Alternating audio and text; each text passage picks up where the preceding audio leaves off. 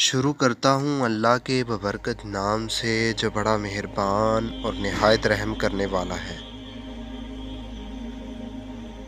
حضرت عبداللہ بن عباس رضی اللہ تعالیٰ عنہ نے ارشاد فرمایا، بے شک اللہ پاک نے آدم علیہ السلام کو جمعہ کے دن عصر کے بعد پیدا فرمایا اور آپ پر آدم الارض یعنی ظاہری زمین کی ایک مٹی سے پیدا فرمایا، اس لیے آپ کو آدم کہتے ہیں، اور یہ آپ کی اولاد کو آدمی یعنی آدم والا کہتے ہیں۔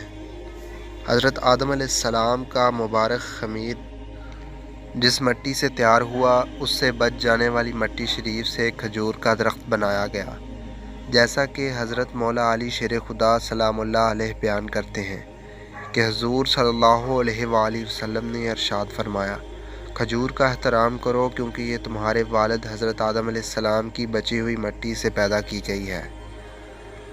اور ایک روایت میں ہے کہ کھجور، انار اور انگور کو حضرت آدم علیہ السلام کی بچی ہوئی مٹی سے پیدا کیا گیا۔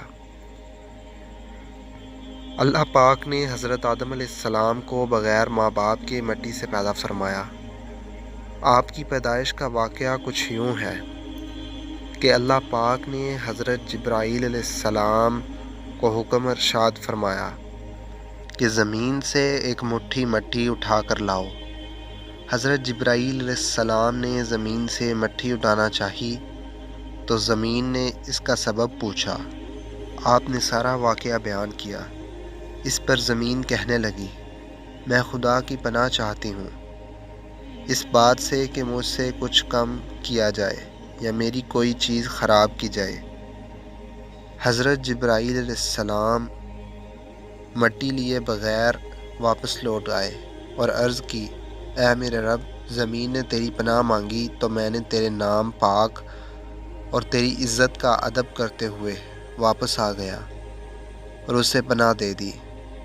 پھر اللہ پاک نے حضرت میکائیل علیہ السلام کو بھیجا تو انہوں نے بھی اسے پناہ دے دی اور بارگاہ الہی میں وہی عرض کی جو حضرت جبرائیل علیہ السلام نے کی تھی۔ پھر اللہ پاک نے حضرت اسرافیل علیہ السلام کو بھیجا تو وہ بھی اسی طرح واپس آ گئے۔ پھر حضرت عزرائیل علیہ السلام کو بھیجا۔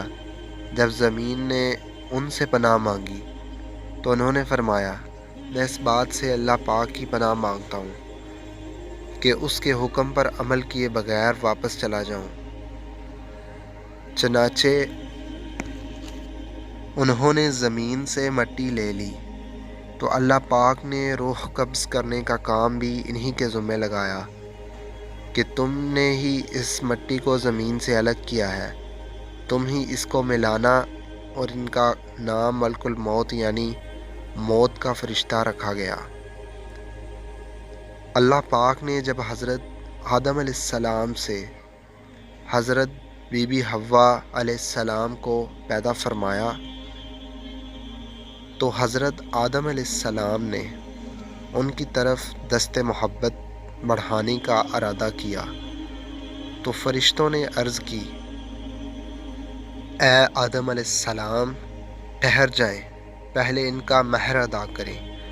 آپ علیہ السلام نے فرمایا، ان کا مہر کیا ہے؟ فرشتوں نے عرض کی، ان کا مہر یہ ہے کہ آپ ہمارے سردار حضرت محمد صلی اللہ علیہ وآلہ وسلم پر 3 یا 10 مرتبہ درود پاک پڑھیں۔ چنانچہ آپ علیہ السلام نے درود پڑھا اور فرشتوں کی گواہی سے آپ علیہ السلام کا حضرت بی بی حوا رضی اللہ تعالیٰ عنہ سے نکاح ہو گیا۔ اس سے معلوم ہوا کہ نبی کریم صلی اللہ علیہ وآلہ وسلم ہر موجود چیز کے لیے وسیلہ ہے، یہاں تک کہ اپنے والد حضرت آدم علیہ السلام کا بھی وسیلہ ہے۔ حضرت آدم علیہ السلام نے 960 برس کی زندگی پائی، جبکہ حضرت آدم علیہ السلام کی زندگی 1000 سال کی تھی، کیونکہ جب حضرت آدم علیہ السلام جنت میں تھے تو اللہ نے حضرت آدم علیہ السلام کو ان کی تمام اولاد جن کو نبوت ملنی تھی، ان کی شخصیت اور ان کی عمر آدم علیہ السلام کے سامنے واضح کر دی۔ آپ نے جب حضرت داؤد علیہ السلام کی عمر 60 سال تک دیکھا تو اللہ سے کہنے لگے، اے اللہ میری عمر کے 40 سال میرے پوتے داؤد کو دے دو۔ تو یوں آپ کی دعا قبول ہو گئی۔ اللہ نے حضرت آدم علیہ السلام کو 2 فرزند عطا کیے، حابیل اور قابیل، لیکن شیطانی وسوسے، حسد اور نفرت نے جب قابیل کو حابیل کو قتل کروا دیا تو حضرت آدم علیہ السلام اندر سے ٹوٹ گئے اور بار بار اللہ کی دربار میں دعا مانگنے لگے۔ تو ایک دن اللہ نے حضرت جبرائیل علیہ السلام کو آدم علیہ السلام کے پاس بھیجا اور فرمایا، اے آدم، اللہ تمہیں ایسا بیٹا دینے والا ہے جس کے نسب سے انبیاء اولیاء زمین تک پہنچیں گے۔ اس کا نام شیش رکھنا۔ شیش کا مطلب ہے اللہ کی عطا یا تحفہ۔ اللہ نے آدم علیہ السلام کی نسل کو زمین پر پھیلا دیا۔